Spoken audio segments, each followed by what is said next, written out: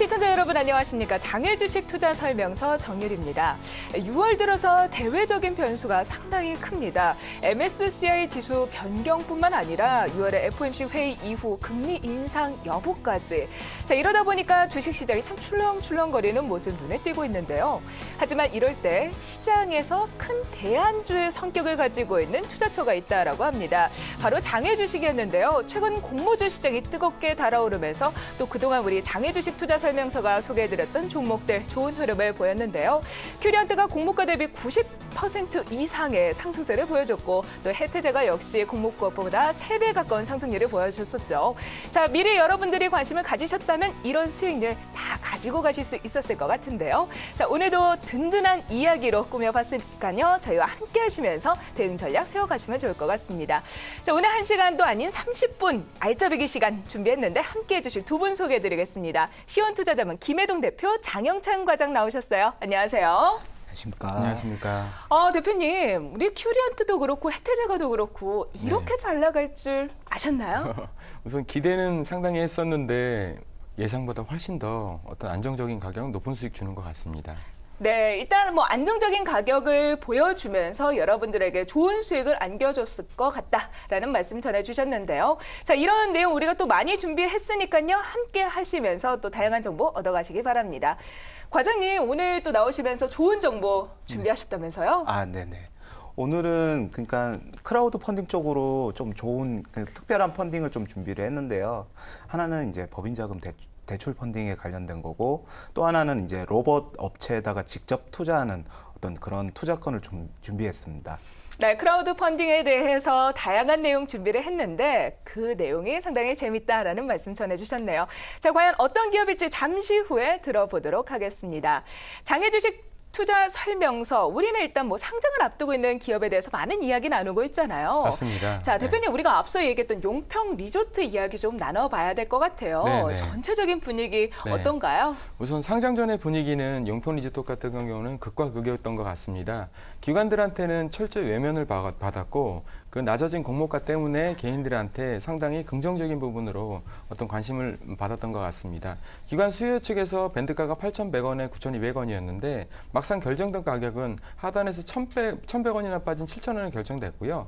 공모가가 싸지다 보니까 개인들의 어떤 공모청약 경쟁률이 291대를 기록하고 청약 신고금이 한 2조 7천 정도 모이는 등 굉장한 어떤 화제를 끌어가고 있는 것 같습니다. 기관이 외면을 했는데 그러다 보니 가격이 낮아졌고 또 개인들이 그 가격 때문에 관심을 갖게 됐다라는 말씀이시네요. 네, 맞습니다. 다시 말해 가격이 상당히 중요한 투자 포인트였다라는 말씀이신데요. 네, 맞습니다. 우리 용평 리조트에 대해서 조금 더 자세하게 말씀해 주신다면 좀 어떤 사업을 하고 있나요? 네, 용평 리조트는 기본적으로 리조트 운영 부분을 하고 있지만 실제적으로 돈이 되는 부분들은 개발이나 분양을 통해서 수익을 취하고 있습니다. 이익률이 상대적으로 높아서 용평 리조트의 상당 부분에 차지를 하고 있습니다. 현재 진행되고 있는 버칠 테라스나 올림픽 빌리지 같은 경우에는 분양률도 아주 좋고 다른 개발지 예정돼 있어가지고 꾸준한 분양 매출이 기대됩니다. 특히 중국 자본을 투자받은 에머슨 퍼시픽과 상장 전 얼마 전에 뉴스가 나왔죠. 협업을 통해 가지고 있는 어떤 투자들의 기대치가 상당히 높아진 것 같고요. 참고로 에머슨 퍼시픽의 어떤 지난해 실적을 보면 영업이익은 전년보다 394%나 올랐고 매출액도 165% 정도 상승하면서 폭발적인 증가세를 보였습니다. 네, 용평 리조트는 리조트 운영을 기본으로 하면서 또 이익률이 높은 분양 사업을 하고 있다라는 말씀이셨습니다. 자, 그렇다면 우리 용평 리조트의 가격적인 부분을 좀 짚어봐야 될 것 같아요. 그리고 상장 이후에 또 출회되게 될 물량이 어느 정도인지 좀 확인해 보고 싶은데요. 네. 우선 공모가 7,000원 기준으로 했을 때 시가총액은 3,370억 정도 되고요. PER 같은 경우는 올해 이제 분양 부분의 매출이 꾸준히 증가하면서 낮아질 것으로 생각하고 있습니다. 점점 그리고 어떤 상장 첫날에 출회될 수 있는 물량은 공모주를 제외하고 구주가 한 2% 정도밖에 안 된다라는 게 매력적인 것 같습니다. 혜태제가로 전반적으로 공모주 시장이 좋아졌는데 그 바톤을 용평 리조트가 가지고 갈지 기대가 됩니다. 네, 용평 리조트 이번 주 금요일입니다. 상장을 하는데 성공적으로 데뷔를 할 수 있을지 지켜봐야 될 것 같네요. 맞습니다. 자, 여기에 더해서 우리가 이제 상장을 앞두고 있는 기업들 많이들 있잖아요. 또 오늘은 어떤 기업 준비하셨나요? 네. 그간에 참 관심이 많았던 호텔 롯데가 드디어 증권신고서를 제출했습니다. 작년 말에 심사 청구를 진행을 했고 일찌감치 거래소 승인을 받아놨는데 지난주에 드디어 증권신고서가 나왔고요. 언론에서는 시가총액을 한 20조 정도 밸류로 잡았는데 주관사 같은 경우에는 18조로 선정을 해서 진행을 하는 것 같습니다. 공모 규모는 한 5조 정도 돼서 금년에 진행하는 공모주 가운데 가장 크다라고 할 수 있겠습니다. 공모주 가운데 가장 큰 관심을 받는 게 또 이제 호텔 롯데가 아닐까 싶습니다. 맞습니다. 이제 이 기업이 우리가 상장이 된다면 또 네. 앞으로 어떤 모습을 보여줄지 체크를 해봐야 되는데 네. 사실 상장돼 있는 뭐 호텔 쪽 생각한다면 우리 호텔신라 빼놓을 수 없잖아요. 네, 맞습니다. 호텔신라의 주 매출이 또 면세점 사업부라고 하는데 네. 호텔 롯데 역시나 좀 비슷한 부분이 있을까요? 네네. 내용을 보니까 역시 호텔 롯데도 면세점 사업을 통해서 굉장히 많은 어떤 수익을 벌어들이는 것 같습니다. 사업부는 뭐 호텔 사업부나 월드 사업부, 리조트 사업부가 있으나 실질적으로는 면세점 사업을 통해서 이익을 많이 내고 있고요. 호텔 롯데 같은 경우는 국내 1등, 세계 3등 어떤 면세점 사업소로서 서울의 소공점하고 월드타워점 2개를 보유하고 있습니다. 소공점 같은 경우에는 매출액으로 따지면 세계 1등이라고 할 수 있겠습니다. 호텔 롯데가 국내 1위, 세계 3위다라는 네, 말씀 맞습니다. 전해주셨습니다. 사실 이런 면세점 사업은 우리가 황금알을 낳는 사업이다라는 얘기를 많이 네, 하잖아요. 네. 이제 호텔 롯데가 차지하고 있는 그런 위치는 알겠는데 네, 면세점 사업 전반적으로 봤을 때 네. 시장이 어떤지도 짚어봐야 될 것 같아요. 네네. 우선 면세점 사업 부분이 굉장히 붐업된 거는 한류 열풍을 타면서 어떤 중국인들, 저희 유호커들이 어떤 국내 쪽으로 많이 여행을 오면서 그런 부분이 더 핫해지는 것 같습니다. 주로 유호커들이 와서 하는 부분들은 쇼핑들을 많이 하시는데요. 서울 시내 면세점 같은 경우에서 주로 활동을 하셔서 국내 면세점 산업 자체가 급성장하고 있습니다. 근데 면세점은 또 아무나 할 수 있는 건 아니고요. 정부의 허가가 있어야 되기 때문에 나름대로 진입 장벽이 꽤 높다라고 할 수 있겠습니다. 호텔 롯데 같은 경우에는 2개의 사업권을 유지하고 있는데요. 명동 롯데호텔에 있는 소공점하고 잠실에 월드타워점을 운영하고 있습니다. 네, 정부가 라이선스를 내준 업체만 또 이런 면세점 사업을 할 수 있다는 점, 다시 말해 진입 장벽이 높다는 점이 상당히 좀 매력이 있다라는 생각을 하게 맞습니다. 됩니다. 자, 그런데 작년이었던가요? 우리가 네. 면세점 시장 판도에 큰 변화가 있었어요. 네. 신규 사업자로 선정된 업체도 있고 또 갱신에 실패한 업체도 있었는데 좀 자세한 내용 전해주세요. 우선 이슈가 됐다라는 것은 그만큼 시장이 커졌다라고 볼 수 있을 것 같습니다. 지난해 중순부터 면세점 사업권이 되게 뜨거운 감자였는데요. 정부는 신규로 한 3개 정도의 면허권을 신규로 허가를 했습니다.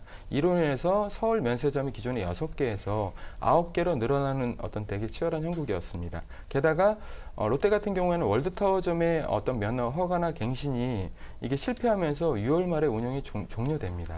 네, 저는 아까부터 사실 이 말씀을 너무 여쭤보고 싶었어요. 면세점 사업이 중요한 위치를 차지하고 있는데 이 소공점과 월드타워점에서 하나가 갱신에 실패했단 말이에요. 네, 맞습니다. 자, 그러면 이런 부분이 큰 악재로 작용할 것 같은데 괜찮을까요? 네. 우선은 악재 맞고요. 기본적으로 구조를 보면 소공점 같은 경우가 전체 매출의 한 85%, 6% 정도 차지를 하고 월드타워점 같은 경우에는 한 14% 정도에 불과하기 때문에 상대적으로 어떤 리스크가 좀 덜하다라고 볼 수 있을 것 같습니다. 근데 이제 무엇보다도 롯데 같은 경우에는 월드타워점을 다시 찾을 수 있는 어떤 그런 기회가 열렸습니다. 관세청이 올해 4월에 추가적으로 한 4곳 정도의 신규 사업자를 허가한다고 발표를 했는데요. 기존의 어떤 대기업 중심의 한 3개 사업자군이 형성이 될 것 같고 그 기회를 통해 갖고 롯데그룹이 잃었던 월드타워점의 사업권을 다시 따올 수 있을 것으로 보고 있습니다. 네, 월드타워점이 차지하고 있는 비중 자체가 14%로 그리 높지 않은 상황이었고 사실 갱신에 실패했다 하더라도 새롭게 선정되면서 또 그 지위를 되찾을 수 있다라는 말씀이십니다. 자, 상장을 앞두고 우여곡절이 많은 호텔 롯데에 대한 이야기 들어봤습니다. 시장에 가장 큰 관심을 끌고 있는 만큼 또 계속해서 정부가 나오는 대로 말씀해 주실 거죠? 계속 말씀드리겠습니다. 네, 알겠습니다. 이어서 또 우리 유망한 기업 어떤 기업이 있는지 들어보도록 하겠습니다. 네, 예전에 말씀드렸었는데요. 록십자 랩셀입니다. 이게 현재 심사 승인은 받았고 증권신고서는 이미 제출이 돼 있고요. 이제 상장을 앞두고 있습니다. 록십자 랩셀 같은 경우에는 세포 치료제 개발 부분을 담당하는 록십자의 계열사로 보시면 되고요. MG4101이라는 NK 세포 치료제를 개발하면서 국내에서 임상 2상을 진행 중입니다. 네, 녹십자 랩셀이라고 하면 지난 시간에 또 말씀해 주셨던 걸로 저는 기억이 납니다. 네, 그때 기억을 해보자면 건강한 타인의 세포를 가지고 또 암 관련해서 또 치료제를 만들 수 있다라는 맞습니다. 말씀이셨는데 네. 이름이 너무 어려요. MG4101 NK 세포 치료제 좀 자세하게 말씀 좀 해주세요. 네. 우선 그 녹십자랩셀의 NK 세포 치료제 같은 경우에는 2022년에 시판 허가를 목표로 임상 진행 중이고요. NK 세포 치료제는 어떤 초기 당대 의약품으로서 세계적으로 제품화된 의약품이 아직 없습니다. 그래서 MG4101 같은 경우에 NK 세포 치료제가 세계적으로 어떻게 보면 가장 빠른 상업화의 가능성을 보이고 있어서 기대치가 상당히 높습니다. 하지만 바이오 기업의 특성상 임상 실패라는 부분들을 좀 염두를 하셔야 될 것 같은데요. 임상 이상에서 성공 확률은 한 53% 정도 되고 임상 상상에서는 성공 확률이 한 74% 수준이라서 좀 그런 부분을 유념하셔야 될 것 같고요. 근데 록십자랩셀 같은 경우에는 MG4101 말고 어떤 체세포 치료제나 줄기세포 치료제 등의 파이프라인이 있기 때문에 좀 긍정적인 부분이 있는 것 같고요. 또 포트폴리오는 더욱 어떤 다양화하고 있다라는 부분들에 어떤 기대감이 있는 겁니다. 네, 그렇다면 녹십자 랩셀 가격적인 측면과 함께 향후 일정 들어보도록 네네. 할까요? 네. 우선 공모가 밴드는 13,600원에서 15,900원이고요. 시가총액으로 보면 한 1,400억원에서 한 1,670억 정도 됩니다. 바이오 기업의 특성상 어떤 밸류를 내는 부분들은 상당히 좀 무리가 있거나 어렵기도 한데 장외에서 거래되는 어떤 기준가로 봤을 때 시가총액이 한 2,800억 정도 거래가 되는 걸로 봐서는 공모주 기준으로는 상당히 좀 저평가된 형태로 싸게 좀 살 수 있는 기회를 주는 게 아닌가 이렇게 생각을 하고 있습니다. 6월 8일하고 9일하고 수요 예측이 있고요. 6월 15일하고 16일 하나금융그룹하고 LIG 증권에서 청약하실 수 있습니다. 상장일은 6월 27일입니다. 네, 녹십자 랩셀 상장일은 6월 27일이다라는 말씀 전해주셨습니다. 자, MG4010이라는 세포치료제, NK 세포치료제를 가지고 있는 회사인데요. 상장 일정 체크하시고 또 가격대도 잘 보시면서 관심 있게 보시면 좋을 것 같습니다. 자, 김혜동 대표는 녹십자 랩셀에 대해서 말씀해 주셨는데 우리 장은천 과장님이 준비하신 회사, 어떤 회사인지 들어볼까요? 네. 저 역시 상장을 앞두고 있는 기업을 소개해 드릴까 합니다. 바로 로스웰이라는 기업인데요. 올해 두 번째로 국내에 상장하는 중국 기업입니다. 로스웰은 상용차용 전장 제품과 공조 제품을 생산을 하는데요. 이 전장 제품은 주로 전기 장치를 말씀드리는 거고요. 그다음에 이제 공조 제품은 이제 에어컨 컨트롤러 이런 것처럼 공기 조화 장치를 말하는 겁니다. 네, 로스웰이라는 회사 자체가 전장장치와 공조장치를 둘 다 만드는데 전장은 전기 관련된 그리고 공조는 공기와 관련된 그런 컨트롤 부품을 만드는 회사다라는 말씀이셨습니다. 자, 앞서 상용차라고 말씀하셨는데 상업용 자동차, 화물이나 트럭 같은 좀 대형 자동차 말씀하시는 것 같은데요. 자, 그러다 보면 이제 또 중국 시장에서 버스나 트럭이 많이 판매가 돼야 좀 시장에 좀 파이 자체도 커지고 좋은 바람이 부는 거 아닐까요? 네, 맞습니다. 2016년 상용차 생산량은 전년 대비 2% 증가할 것으로 예상되고 있는데요. 로스웰은 중국 내 전장 부품 중에서 CAN이라는 어떤 그런 분야가 있는데요. 거기에서는 1위를 하고 있고요. 그리고 공조 설비 분야에서는 3위를 하고 있는 업체입니다. 이러한 경쟁력으로 상용차 생산 증가에 따라서 거기에 발맞춰서 성장할 것으로 보입니다. 네, 상용차 생산 증가가 좀 증가하고 있다라는 말씀 전해주셨는데 과장님 저는 이런 생각이 들어요. 최근 들어서 중국 경기가 상당히 부진하다. 앞으로 성장세가 좀 꺾일 수도 있다라는 얘기가 나오잖아요. 근데 로스웰에게는 좀 영향이 없을까요? 네. 물론 말씀하신 것처럼 중국 경기가 좀 부진한데요. 그럼에도 불구하고 로스웰은 실적이 꾸준히 상승해 왔습니다. 2013년도에는 매출액이 610억 원이었고요. 14년도에는 822억 원이었고 그리고 작년에는 955억 원으로 이렇게 꾸준히 성장해 왔습니다. 이익도 여기에 발맞춰 가지고 꾸준히 성장해 왔습니다. 네, 로스웰이 지금까지 꾸준히 성장을 해왔다라는 말씀이셨습니다. 네네. 자, 지금까지 잘해왔는데 앞으로도 잘하는 게 더 중요하잖아요. 네, 맞습니다. 미래 성장력은 얼마나 있을까요? 네. 로스웰은 2015년도에 전기차 시장에 뛰어들었는데요. 이번 상장 자금으로 전기차 부품하고 그리고 부품 공장하고 기술 개발에 투자를 할 계획이라고 합니다. 중국 대형 완성차 업체하고 지금 계약을 체결을 해가지고 6월부터 전기차 부품을 양산할 계획에 지금 있고요. 그리고 규모와 성장률이 어마어마한 이제 중국 시장을 공략한다는 점에서 이제 앞으로 두각을 나타낼지 좀 지켜봐야 될 것 같습니다. 네, 국내 시장에 상장하는 중국 기업 로스웰인데 자, 그렇다면 이 회사 가격적인 측면 어떤지 짚어봐야 될 것 같아요. 예. 일단 로스웰 공모가 밴드는 이제 2,100원에서 3,200억 원이면 이제 공모 후 시가총액으로 따지면은 1,950억 원에서 2,900억 원입니다. 이제 밸류로 계산을 해보면은 11배에서 16배 수준인데요. 국내 유사업체 평균이 21배라는 점을 감안해 봤을 때는 되게 좀 저렴한 가격이지 않나 싶지만, 이제 우리나라에 이제 상장되어 있는 중국 업체들의 어떤 평균적인 밸류가 7배라는 점을 감안했을 때 좀 차이나 디스카운트가 약간 필요하지 않나 이렇게 생각이 되고 있습니다. 하지만 이거를 또 예상을 했다는 듯이 로스웰 정정신고서가 나왔는데요. 이 정정신고서에 따르면 최대 주주 및 이제 주요 주주가 이제 보호예수 기간이 6개월, 기존 6개월에서 이제 최대 2년으로 늘어났고요. 그리고 공모가 밴드도 이제 약간 하향으로 이제 조정을 했습니다. 그러니까는 신뢰를 주기 위한 어떤 장치라고 좀 생각이 들고요. 이를 감안해서 이제 공모가만 적절하게 결정이 된다면은 참여할 만한 좀 딜이 아닌가 좀 생각이 들고 있습니다. 네, 다시 말해서 상장 이후에 출회 가능한 물량이 상당히 적다라는 말씀이시네요. 보호 예수가 걸려 있기 때문에. 네네, 맞습니다. 자, 그렇다면 우리가 그런 부분 크게 걱정하지 않아도 될 것 같은데 네네. 상장 예정 어떻게 되는지 좀 자세한 일정 좀 말씀해 주세요. 네. 일단 방금 말씀해 주셨듯이 수급적으로는 깨끗한 상황이고요. 이제 공모주 외에는 출회 가능한 물량이 일단 없습니다. 전혀 없고요. 그리고 수혜 측은 6월 13일에서 14일 이렇게 하시고, 그리고 청약은 17일과 20일에 참여 가능합니다. 그리고 주관사는 신한금융투자입니다. 네, 로스웰 버스와 트럭의 전장, 공조 제품을 생산하는데 전기차 부품 시장에도 뛰어들었다라고 합니다. 자, 6월 중순쯤에 수요 예측 결과가 나온다고 하니까요. 여러분 관심 있게 봐주시면 좋겠고요. 저희는 IPO 일정 짚어본 다음에 크라우드 펀딩 통해서 다시 돌아오겠습니다.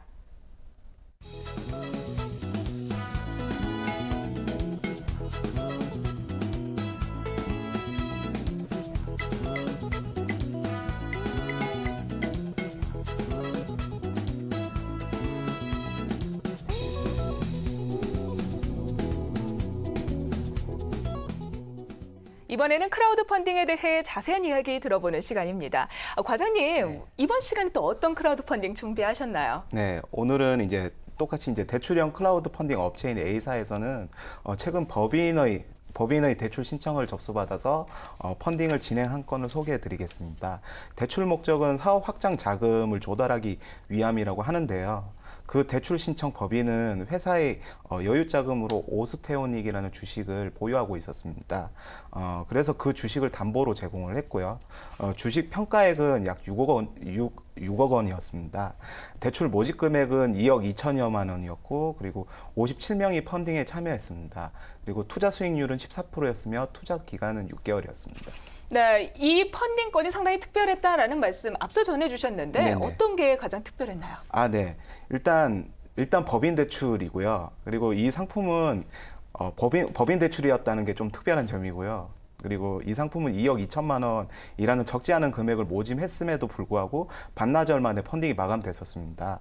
이유는 주식의 담보 평가액이 6억 원이었지만 이제 모집 금액이 2억 원이었다는 점이 좀 주요했지 않나 그렇게 좀 보고 있습니다. 4억 원의 버퍼가 있었던 것이고요. 네. 그리고 이제 투자 수익률도 14%로 상당히 좀 높은 편이었고, 또한 대출 채권에 대한 공증도 있어서 이런 부분이 좀 작용했지 않나라고 생각이 되고 있습니다. 네, 다시 말해서 모집하는 금액이 2억 2천만 원인데 이 담보가 되는 회사 가치가 6억 원이라서 안전하다라고 생각한 투자자들의 관심이 몰렸다라는 네, 말씀이신 맞습니다. 것 같아요. 네. 자, 그렇다면 담보가 됐던 회사 과연 어떤 부분이 매력이 있는지 우리가 담보 가치 확인을 해봐야 될 것 같아요. 네, 오스테오닉 말씀 좀 해주세요. 네.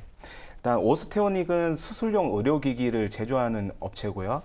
그리고 주요 제품은 인공물을 얼굴이나 턱 등에 이제 삽입해가지고 골절된 뼈를 고정시키는 그러한 의료기기를 생산하는 기업입니다.